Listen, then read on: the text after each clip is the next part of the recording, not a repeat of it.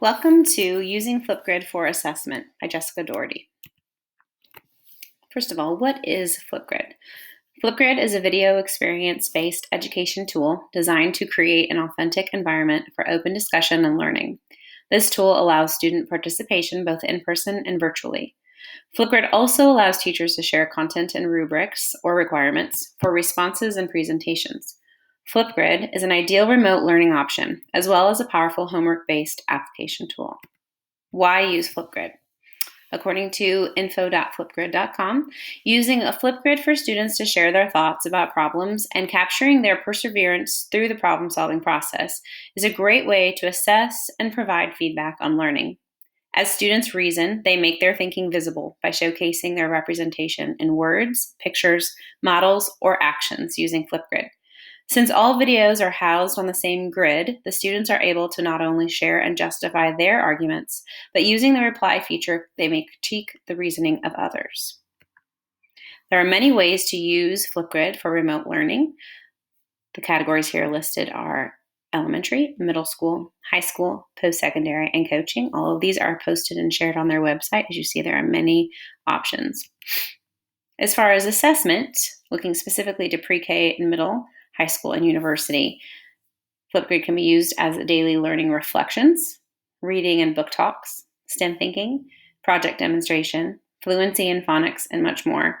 In high school, daily video journals, project presentations, language learning, peer review, and persuasive debate. In university, digital office hours, Socratic discussions, social presence, and more. All of these are shared on their website. The ISTE standards, the International Society for Technology and Education, are highlighted throughout Flipgrid. All grade levels and subject areas are correlated in Flipgrid to the ISTE standards. We'll start today by looking simply at mathematics and language arts. In mathematics, Flipgrid ties directly to or points out Computational Thinker 5. Students develop and employ strategies for understanding and solving problems in ways that leverage the power of technological methods to develop and test solutions. Creative Communicator 6, students communicate clearly and express themselves creatively for a variety of purposes, using the platforms, tools, styles, formats, and digital media appropriate to their goals. Flipgrid highlights several different ways to use their content in regards to the ISTE standards. Here are a few ways Flipgrid can encourage a love of mathematics, encourage mathematical conversations, support critical thinking skills, and help students become effective problem solvers.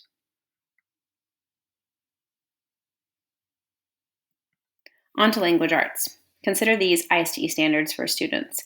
Empowered Learner 1. Students leverage technology to take an active role in choosing, achieving, and demonstrating competency in their learning goals, informed by the learning sciences. Knowledge Constructor 3. Students critically curate a variety of resources using digital tools to construct knowledge, produce creative artifacts, and make meaningful learning experiences for themselves and others. Again, Creative Communicator 6. Students communicate clearly and express themselves creatively for a variety of purposes, using the platforms, tools, styles, formats, and digital media appropriate to their goals. Again, these are several options for using Flipgrid in relation to language arts.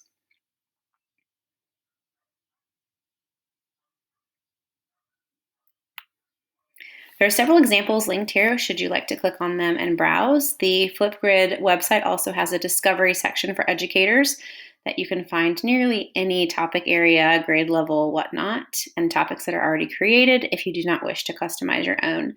The top example here is actually an example from my own classroom in which a student created a commercial based off of her research and the resources that we had previously studied in regards to supply and demand and whatnot, and applied that to her own commercial for her own tennis shoe that she created and designed. It's kind of fun, and I have permission to share that with you. A portfolio assessment is also another option for Flipgrid. These are called mixtapes.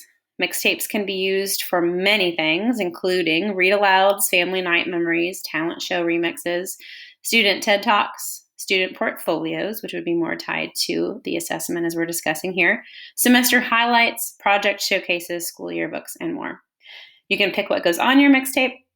You can set the order. The tapes are view only and can be shared anywhere. You can decide which community or audience will follow and be able to view your mixtape. So it's a great way for teachers to utilize elements from the entire year, for students to compile these as well and create a portfolio style assessment. We're actually going to practice here in just one moment. First, real quickly, I want to go through the pros and the cons. First of all, in the pros, this is a free resource. It's easy to use. There's a lot of teacher support, a lot of ways to get certified on their website as well. Integrates well with other resources. You can apply any kind of media and attach it into your own topic that you generate. It allows students to have a voice, even the quietest of students. It's easy to customize and attach resources to, rubrics, etc. It's fun, easy to individualize with filters, stickers, etc., even for the students. Cons. Words like topic, grid, and group can get confusing. The students can get extensive in their words or off track if not following a pre-written response. Flipgrid does not currently link to a gradebook of sorts, although I do believe they're working on an option with Canvas as an LMS. Students cannot download previous videos. Back to the practice. Okay, so if you are willing to join in with me, there's a link here that you can go to. If you haven't already established a Flipgrid account, they are free. You'll need to design that or set that up first before you can take part, but I do have a password for you. So you'll click on this link. You'll be prompted to answer a question that I've posted for us, and this user password right here will be specifically for our class, since I do not have you set up in a Google Classroom or I do not have any of your emails imported. So I'm going to go ahead and click on it. We will be taken to the Flipgrid website. You'll see that we go directly to the topic that I've set up for this class, the Flipgrid presentation, which says, in 3 minutes or less, explain one new thing you've learned from this presentation and one way that you'd use Flipgrid in your classroom. Every Flipgrid topic and all the content has immersive readers throughout Flipgrid. You can also attach any materials that you want to, rubrics, directions, examples. This is actually my slideshow that I have attached here for you if you'd like to look back through it or just to see that there's a link between this slideshow and our topic here. So if you're so willing, you can record a response. It will be viewable by others, so just be aware of that. You can provide feedback. I could check in and see what you guys thought. It's just a great way to be interactive and engaged. So if you would like to click on that link and join me, that would be fantastic. I'd love to hear what you have to say. And that is it for this presentation. Thank you.